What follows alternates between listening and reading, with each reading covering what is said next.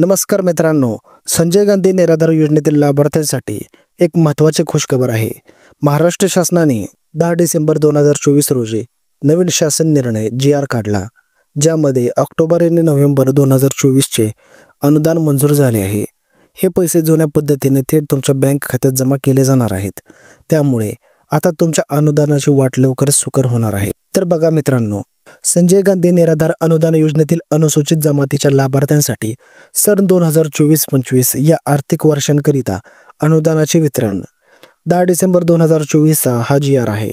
तर मित्रांनो, पुढे बघू शकता शासन निर्णय सन 2024-25 या आर्थिक वर्षामध्ये अनुसूचित जमातीच्या लाभार्थ्यांकरिता संजय गांधी निराधार अनुदान योजनेच्या अंमलबजावणीसाठी 300 कोटी रुपयांचा की अर्थसंकल्पीय तरतूद मंजूर करण्यात आलेली आहे.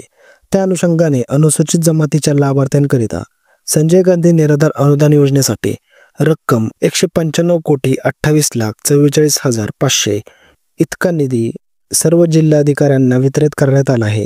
आता माहे ऑक्टोबर व नोव्हेंबर 2024 या कालावधीच्या खर्चासाठी 46,82,12,869 इतका निधी शासन निर्णयान्वये सोबतच्या विवरणप्रमाणे वितरित करण्यास शासनाद्वारे मान्यता देत आहेत. तसेच मासिक विवरणपत्रानुसार निधी पुढे मागे ओढून घेण्याची सुविधा अर्थसंकल्पीय अंदाज वितरण व संनियंत्रण प्रणालीवर देण्यात आलेली आहे.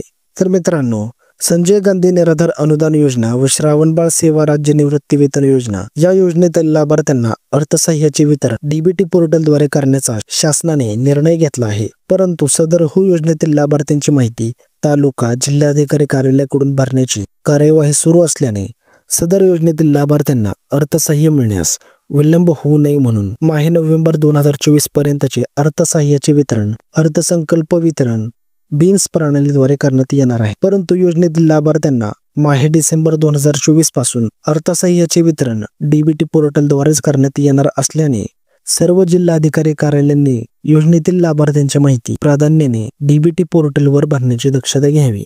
तर बघा मित्रांनो, ऑक्टोबर नोव्हेंबरचे पैसे 2 ते 3 दिवसात खात्यात जमा होतील.